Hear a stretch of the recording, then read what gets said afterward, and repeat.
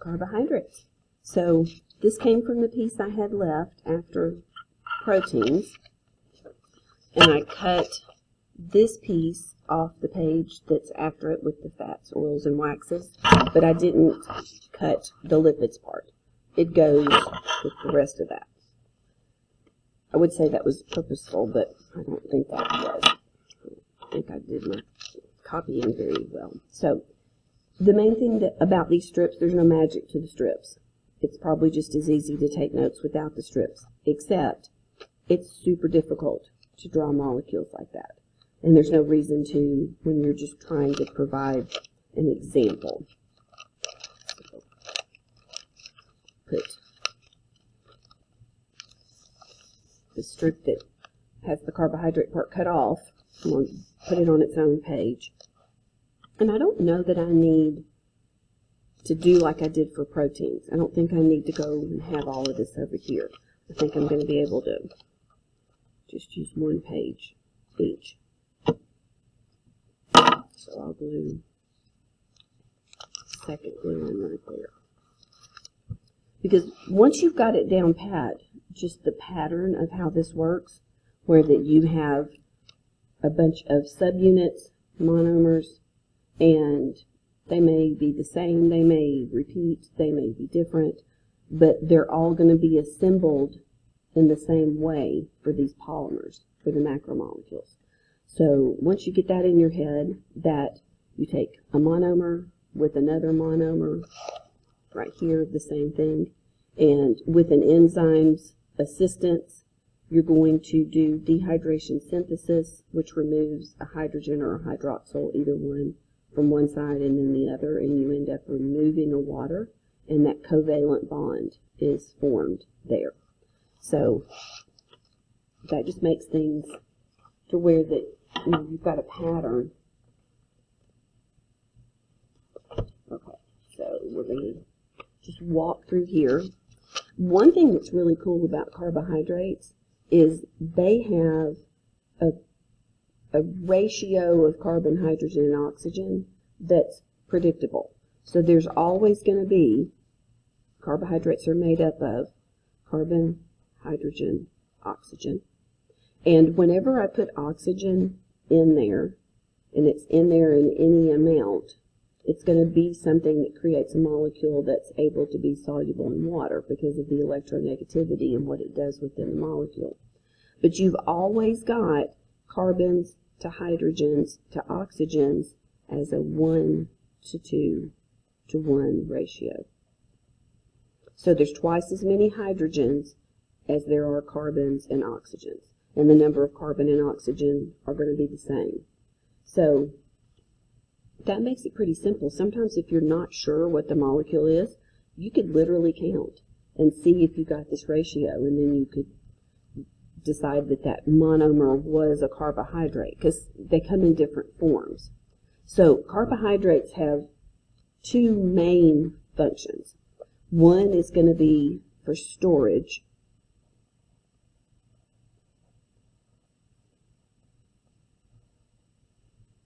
So it's going to have the ability to have in these bonds right here, you can quickly break those down and you can get energy from them. So carbohydrates are a way to store energy that you need later, because we can't eat 24 hours a day. What would happen when you slept? If you didn't have the ability to bank energy or to save it, store it, you'd be in some serious trouble. So you ingest, and then you rearrange these and you save these. You have carbohydrates stored all in your liver, and you have it at your muscle level. It's stored there because it's used at the immediate level there. So you've got them ready to have quick energy. So they serve as a source of quick energy. So it's storage of energy. And then they're structural. So whenever we say structural, they're going to serve a purpose of holding the shape of whatever they're at. So they're going to hold a shape. So an example would be where that you've got a plant cell wall. That's cellulose. That's a structural carbohydrate. That would be in plants. Animal cells don't have a cell wall. Any type of shape, structure would be another way that carbohydrates are used. We name the monomer based on a word system that's old. And you might have heard, people talk about saccharin. It's a sweetener, and that particular SACC means sugar. So the monomer has its own name. It doesn't matter if the monomer is glucose or sucrose or specifically what the molecule is. It falls into the general category of carbohydrates are made up of monomers called monosaccharides.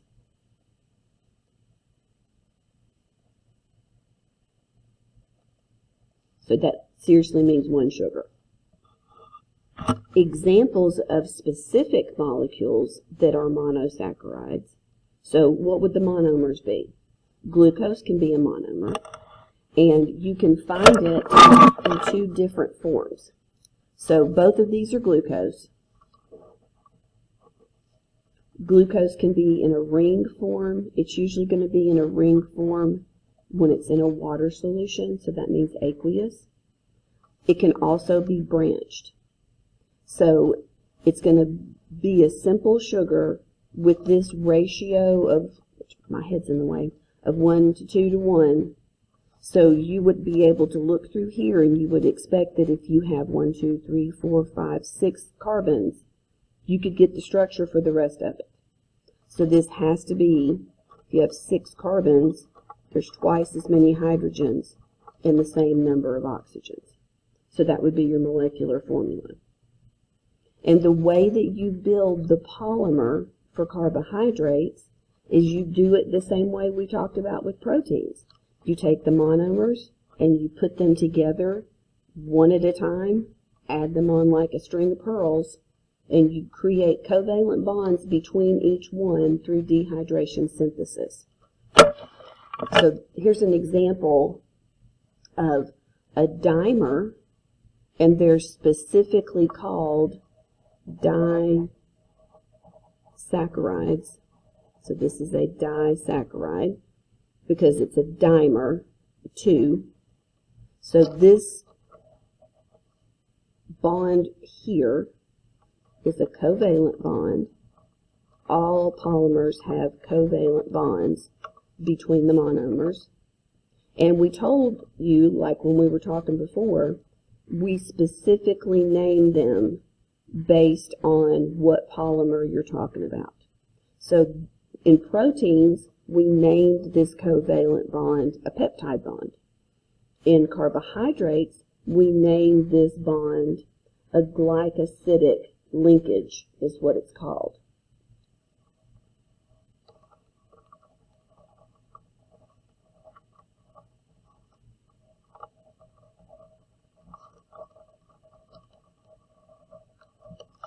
So glycosidic linkage is going to be the way that you refer to the covalent bond that exists between all of the monomers, the monosaccharides being specific.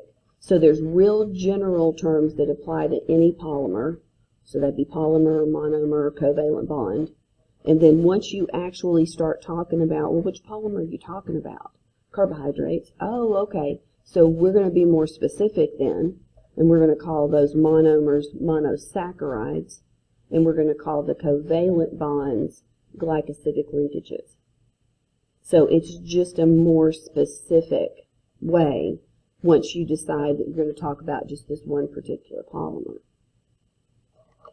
So, as I said, they have different forms. Molecular would not change. Structural does, so these are isomers. And they're going to just go back and forth between them depending on the conditions. Because once you get into water, this form is not as stable when it's in water as the ring form is. So it'll roll up into the ring form. And then as it comes out of water, then it'll go back out if it's more favorable. So here's that glycosidic link. So let's just write up here, this is the name of the covalent bonds. So glycosidic links is the name of the covalent bond between two monosaccharides, which are just the monomers of carbohydrates. There's two types of linkages. There's alpha and there's beta. And the linkage, so if we drew this again, let me show you how so there's a linkage that looks like this. When they look like they're holding hands with this linkage here, this is the linkage that we have enzymes that we can break. So this is a linkage.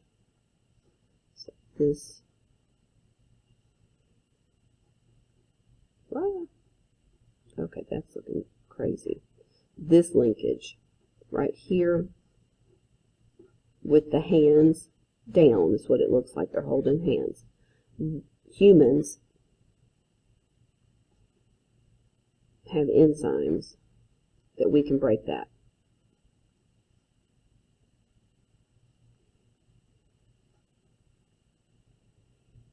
But there's a second way that covalent bond can be made that doesn't look like holding hands, that we can't break. So this particular linkage we can't break.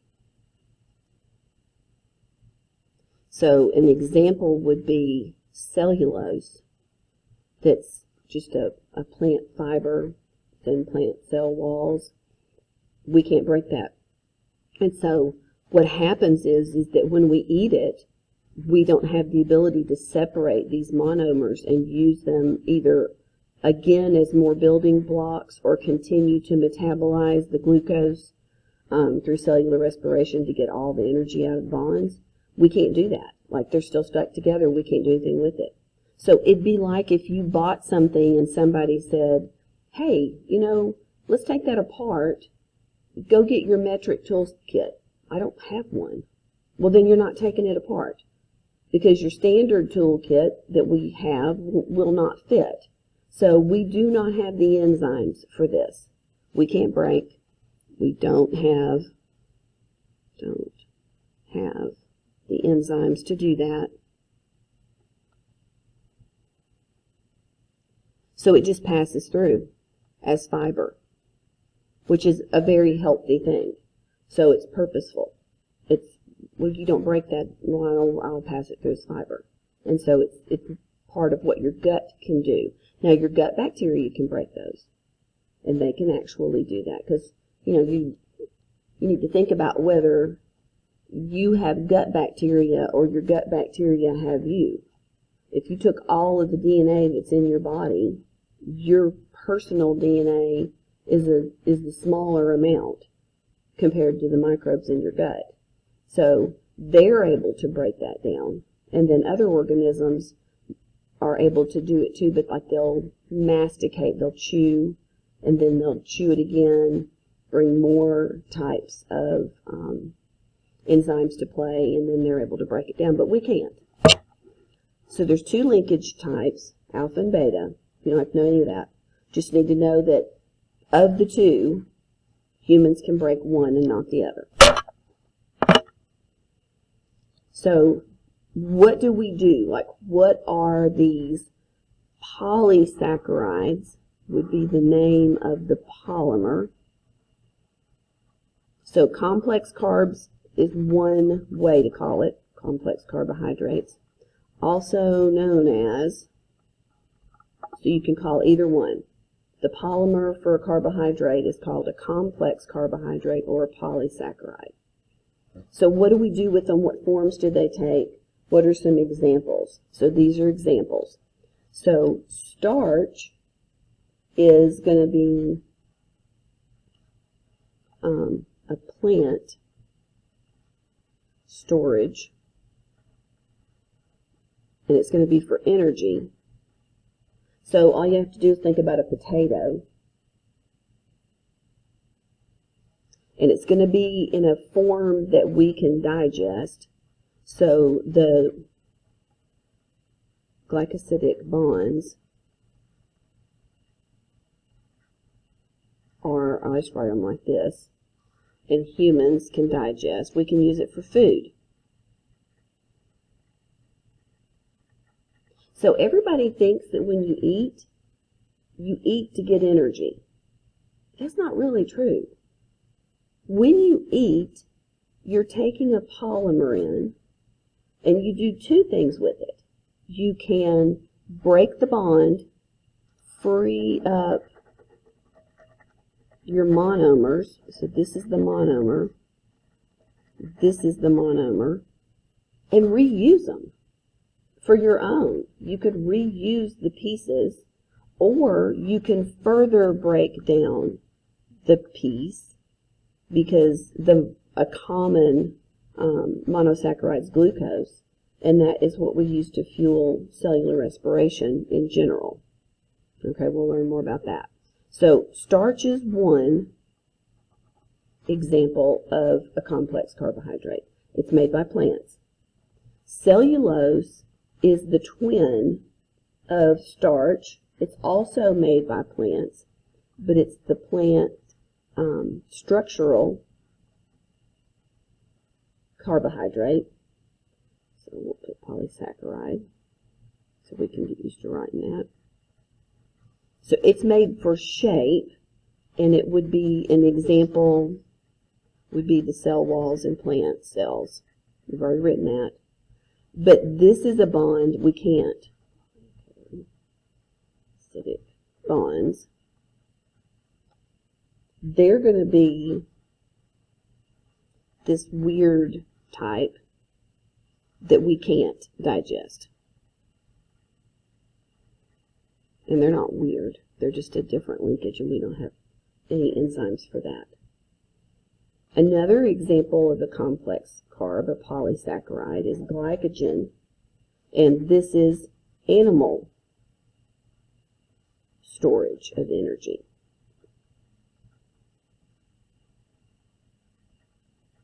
So I don't know how this works. I guess this is just typical, but if you've decided, hey, I'm going to wear this particular thing, and I'm going to go to this party, and I need to quickly lose weight, so I'm not going to eat anything. Like, I'm just not.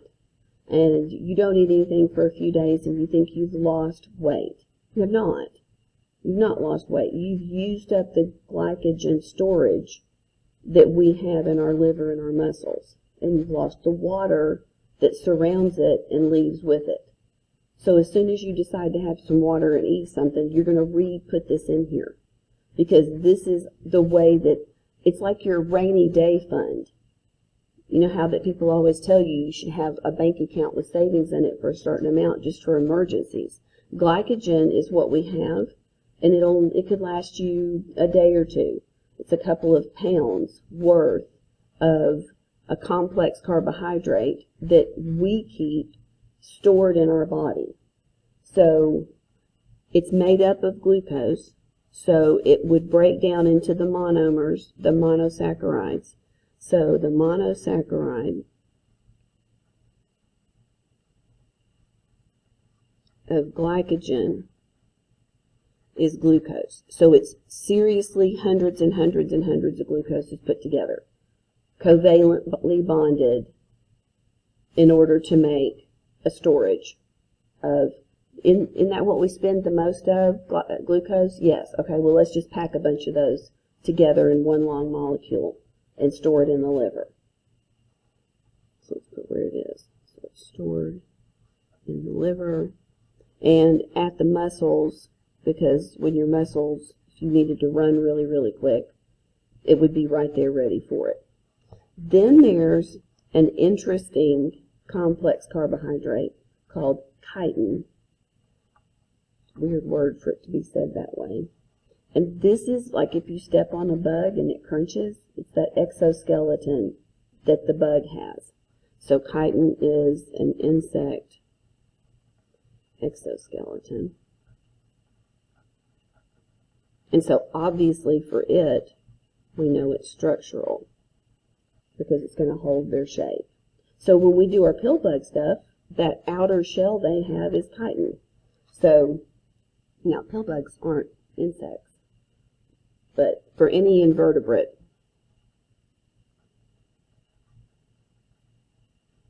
which that just means that you don't have a backbone, so your skeleton's on the outside of your body, it's going to be chitin that it is. So what I usually do, just to remind myself, is I use a different color pen, and I write beside the word, this is for energy, starch is for energy. It's the plant storing energy to make it over the winter, and then we usually eat it. But we've artificially, selectively bred plants to increase their storage capacity because that makes more food for us. They weren't always that way. You ought to go back and see what corn used to look like. It looked like wheat. And then they selectively bred the corn that had the most storage until now we have ears of corn that look like they do. Cellulose is for structure. It's going to be what holds the plant. Cell walls are going to hold the plant's shape because plants are going to have to, they're very dependent on the amount of water that they have. And so if we didn't have a cell wall, when they were out of water, they'd fall over. And they do that somewhat, but they definitely have a structure that can withstand changes in water. Glycogen for animals is all about energy. It's a whole bunch of glucoses put together. And then chitin for invertebrates is structural.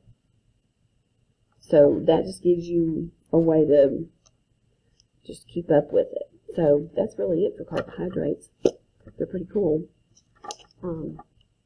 Anything that has to do with energy, because we'll talk about lipids, will be nothing but carbon, hydrogen, and oxygen.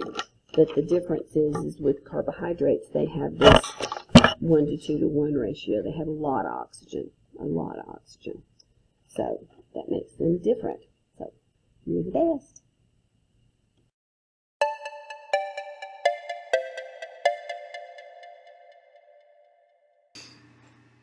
Hi, this is Ms. Delosier, and these are your notes on carbohydrates. So carbohydrates, one of my favorite foods. Carbohydrates are primarily an energy molecule, and they're made of carbon, hydrogen, and oxygen. And we use them for fast energy, and we also use them for some energy storage in plants and in animals. So they are structural components. Sometimes you do find some parts of cells that are made of carbohydrates rather than stored energy carbohydrates. Just a really quick example is a lot of the receptors on the outsides of cells that are used for cell recognition or recognition of signals are actually built of carbohydrates, and we'll talk more about that when we get to the cell membranes. But there's different examples that of carbs being used structurally in animal cells, and then obviously carbohydrates in plant cells are going to be used to make up that cell wall, right? And also in fungal cells. So let's talk a little bit about what makes up carbohydrates. Carbohydrates are monomers of monosaccharides. Mono, one, saccharide, sugar. So basically a carbohydrate is just a long chain of simple sugars. That's simple sugars. So let me draw you a really quick glucose. And for those of you that have been paying attention in class, this is alpha glucose. So that is an example of a simple sugar. That is a monosaccharide. C6H12O6 for those of you that don't remember. And we are going to go ahead and we're going to look at forming a polymer of my glucose molecules. So a polymer is also called a polysaccharide when we're talking about carbohydrates. And that's just going to be a large chain, normally, of glucose molecules or of other simple sugars. So here is my glucose. And I'm going to draw a couple, I'm just going to do one more. So we'll do another glucose. And those are both alpha glucose molecules. So I'm going to put them together, dehydration synthesis, remove the hydroxyl from one side and the hydrogen from the other. That's going to form a water. And then what I'm going to get is I'm going to get those two glucose monomers are going to join together. So let me go ahead and redraw those.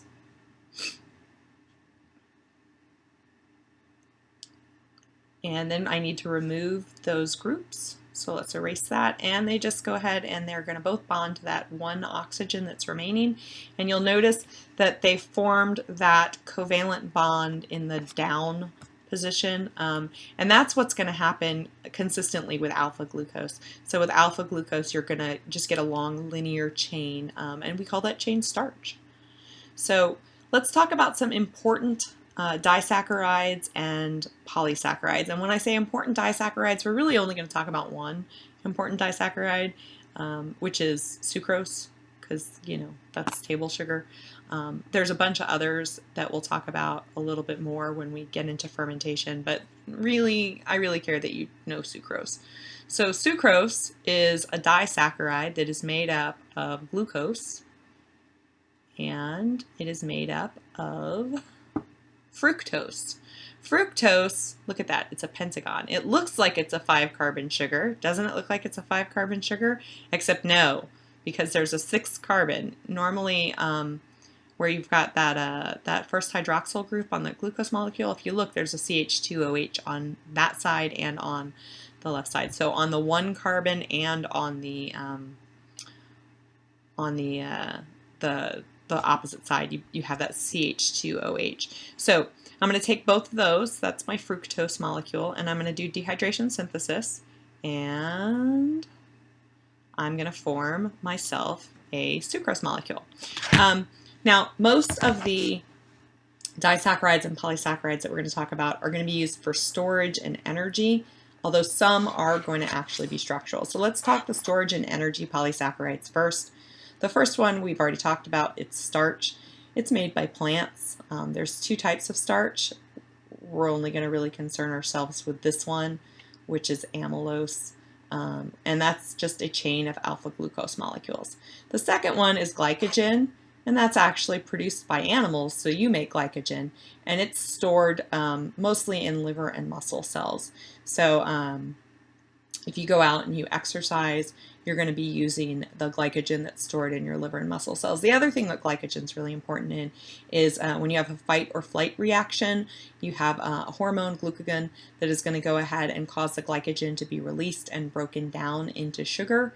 That gives you quick sugar for that fight or flight reaction. So those are our storage molecules. Structural molecules are going to be cellulose. Cellulose is made by plants, and it is actually a polysaccharide of beta glucose. So instead of all of those bonds being down, what you're going to end up with is you're going to end up with them alternating. So you've got one goes up, one goes down, one goes up, and this creates a different shaped molecule, which is going to not be able to be broken down by the enzymes that you have in your body. And so it's hard to digest, whereas starch is easy to digest. And that's just because we have enzymes that will break down the amylose. We have amylase, it's in your saliva. We don't have any cellulase. Cellulase is pretty much found in bacteria. And then the other structural polysaccharide is chitin. And chitin is actually found in arthropods, insects, and in fungi. In arthropods, it makes up the exoskeletons, and in fungi, it makes up the cell walls of the fungi. So that's that. I do want to talk about cellulose a little bit more. Cellulose, you're all very familiar with cellulose. Cellulose is the most abundant organic compound on Earth. And that's because that plants make up the majority of the biomass on Earth, and cellulose is actually it's the structural component of their cell walls. And cellulose is undigestible to most carnivores and omnivores. However, most herbivores actually can digest it, and it's because so cows can, but humans can't. And that's because that cows and most herbivores actually have a mutualistic relationship with bacteria and very long gastrointestinal tracts. So there's bacteria that live in their intestines, and they've got a very long intestinal tract, and that gives a lot of time as the cellulose passes through, or like in cows, they've got the 4 stomachs. It gives a lot of time for that digestion to occur. The longer the digestion takes, the more the bacteria can start to actually break down that cellulose. So you've got a mutualistic relationship between the herbivores and the bacteria. Now you have bacteria in your intestines that can break down the cellulose also. However, because you're an omnivore, your digestive tract is not as long. And so that's why there's at times that you'll eat something that's high in cellulose, like corn, and then you'll notice later that, oh, that didn't get completely digested. And that's just because our digestive tract is not long enough to provide the bacteria long enough time to completely break down that cellulose. So some organisms have those bacteria, and that aids in the digestion, and that's a mutualistic relationship. So the last thing I want to talk about on cellulose is that cellulose actually does have a role in human biology. Cellulose is also known to us as fiber. So in the back of your nutritional information, when you see fiber, and you know that fiber helps keep you regular, it helps those bowel movements. What fiber does, the cellulose, is it helps clean out undigested waste in your large intestine.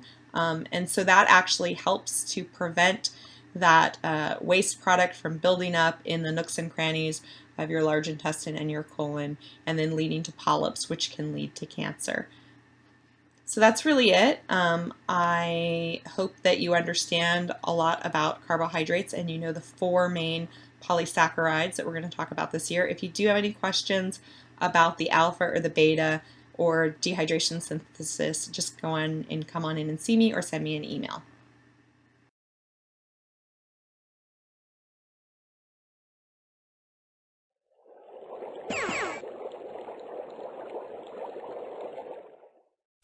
Carbohydrates are biomolecules that are composed of carbon, hydrogen, and oxygen atoms in the ratio of 1 to 2 to 1. We can represent the proportion of these elements within carbohydrate molecules with the formula CH2O. Most carbohydrates are characterized as either monosaccharides, disaccharides, or polysaccharides. The term saccharide is just another word for sugar.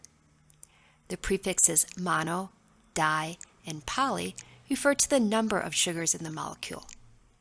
Mono means 1, so a monosaccharide is a carbohydrate made of 1 unit of sugar. The prefix di means 2, so a disaccharide is a carbohydrate made of 2 units of sugar. And poly means many, so a polysaccharide is made of many sugar units bonded together.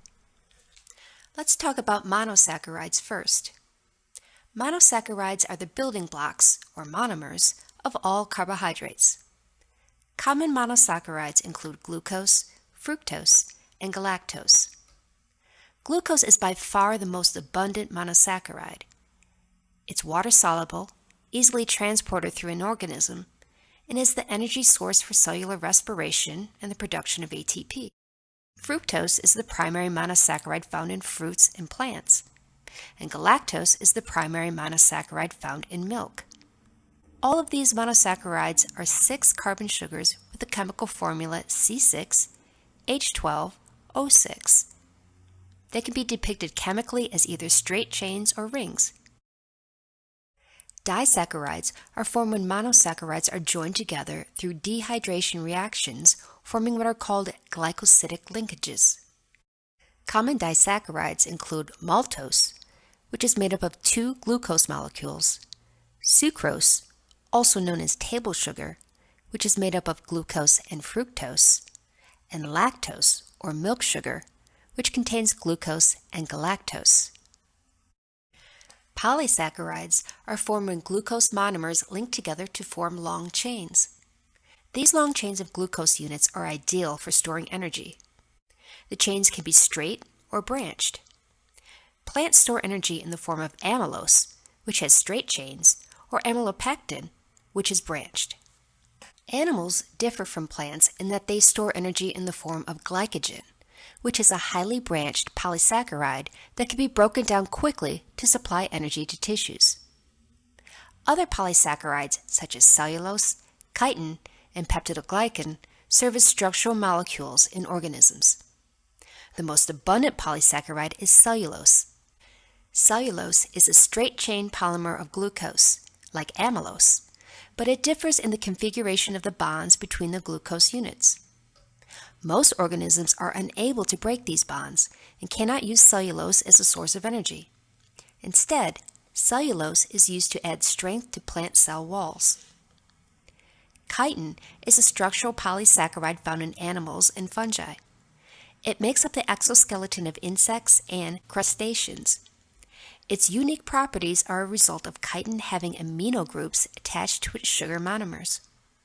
Peptidoglycans are complex polysaccharides found in the cell walls of bacteria. The macromolecule is both flexible and rugged due to its structure. Each monomer of the polysaccharide has a peptide chain attached to it.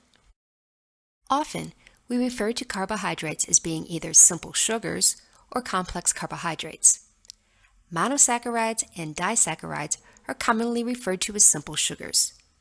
The term complex carbohydrates refers to the polysaccharides.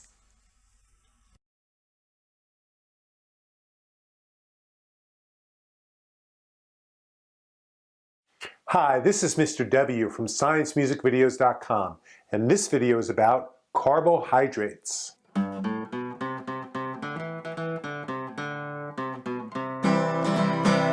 Carbohydrates include foods like sugars and starches, and also plant fiber like cotton. All carbohydrates contain carbon, hydrogen, and oxygen. This formula says that the ratio of hydrogen to oxygen is 2:1, like water.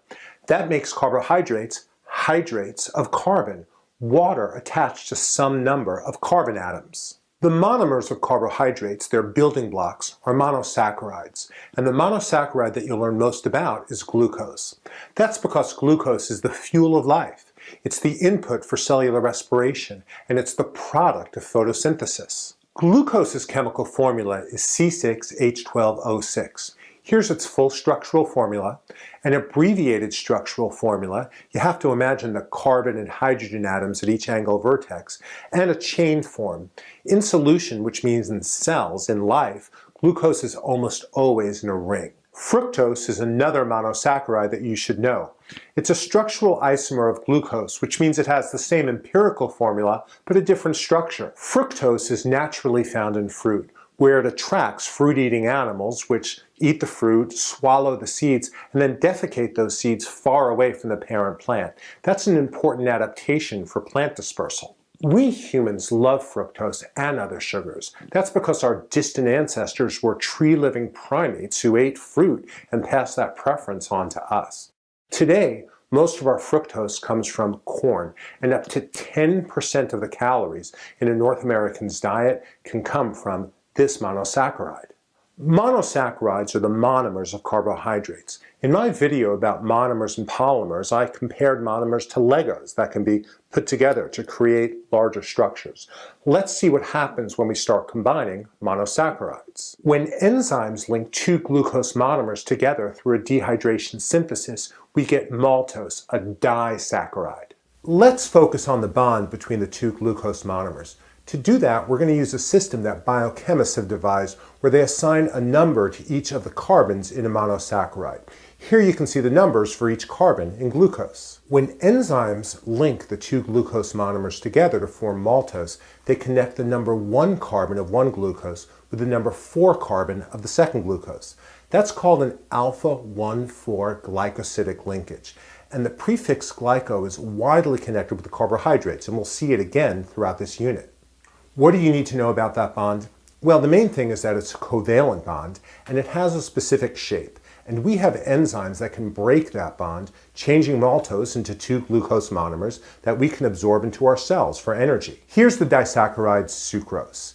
It's table sugar, and it's what we put into our coffee and tea. Sucrose consists of a glucose connected to a fructose, and the bond between them is an alpha-1,2 glycosidic linkage. What do you need to know about that? It's another covalent bond. It has a different shape. We have enzymes that can break it apart, releasing glucose and fructose that our cells can absorb and use for energy. Sucrose, in other words, is a digestible sugar. The last disaccharide that we'll meet is lactose. It's the sugar in milk, and it consists of a glucose linked to another monosaccharide, galactose. All mammals drink milk as infants. That's what makes us mammals. In order to digest the lactose in milk, we need to be able to break this beta-1,4 glycosidic linkage between the glucose and the galactose, and all mammals are born with an enzyme that enables them to do that. It's called lactase, and it takes lactose and breaks it apart into glucose and galactose. Now, a lot of adult humans, including me, are lactose intolerant. That means that as adults, we don't synthesize the lactase enzyme, and therefore we can't digest lactose, and ingestion of lactose leads to all kinds of indigestion, cramping, flatulence, diarrhea, nasty stuff. Lactose intolerance might seem like some unfortunate disease, but when you think about it, lactose intolerance is the norm for mammals. You only need to digest lactose when you're a suckling infant. Those adult humans who can digest lactose are the inheritors of a genetic mutation that arose thousands of years ago in a certain population. And that mutation keeps the lactase enzyme active throughout adulthood.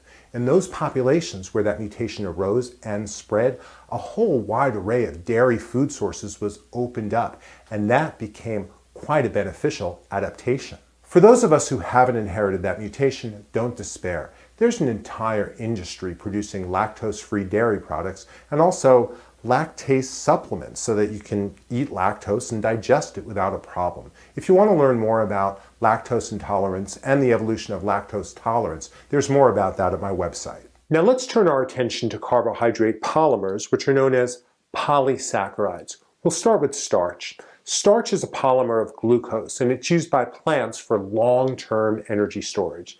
That's why you find starch in plant parts like potatoes, and also in seeds like beans and corn. The simplest form of starch is amylose. It's just a straight chain of glucose monomers held together by an alpha-1,4 glycosidic linkage, the same one that we saw when we were discussing maltose. Another form of starch is amylopectin. In addition to chains, there are also branches between the number 1 carbon of one glucose and the number 6 carbon of another glucose. That bond is called a beta-1,6 glycosidic linkage. To digest amylose or amylopectin, we have enzymes that can break that alpha-1,4 or beta-1,6 bond, releasing the glucose monomers. That's why starchy foods like potatoes are loaded with food energy, and that's why potatoes were the key to astronaut Mark Watney's survival in the science fiction novel and movie The Martian. Here on Earth, starchy foods from plants like wheat, rice, beans, and corn, along with potatoes, are the staple foods that power human civilization. Glycogen is an energy storage molecule that's made by animals that's structurally very similar to amylopectin. In fact, it's sometimes called animal starch. That subscript indicates the number of glucose monomers that are chained together in that part of the molecule. Glycogen gets stored in huge molecular complexes like this in our liver tissue and our muscles. When our blood sugar level gets low, our bodies will convert stored glycogen into glucose. On the other hand, after a carbohydrate-rich meal, our bodies will take excess blood glucose and convert it into glycogen. This interconversion is controlled by hormones like insulin and glucagon, and breakdown of blood sugar homeostasis can cause diseases like diabetes. There's a lot more information about this on my website. Cellulose is another polysaccharide that's built from glucose monomers. It's the primary component of plant cell walls, and because of that, cellulose is the most common biological polymer on Earth. Cellulose is incredibly useful. Cotton fiber, wood, paper, they're all composed to varying degrees of cellulose. Like starch, cellulose is a polymer of glucose, but the glucose monomers are held together by a beta-1,4 linkage. Unlike starch, we and many other animals don't have enzymes that can break that bond. That explains why a cup of potatoes, mostly starch, has about 10 times the food energy as a cup of celery, which is mostly cellulose. We just don't have the enzymes that can break these glucose monomers off the cellulose chain and feed them into cellular respiration. You know that cellulose is strong. That's because the cellulose strands form hydrogen bonds with one another, and the collective effect of those hydrogen bonds creates a strength that we see in things like rope and wooden boards. Mammals like this deer have evolved mutualistic relationships with bacteria that have enzymes that can break the glucose monomers off of cellulose, making its chemical energy available. Other mammals, like goats and sheep and cows, have these same mutualistic bacteria, and they live in a digestive chamber that's called a rumen. Collectively, these animals are called ruminants.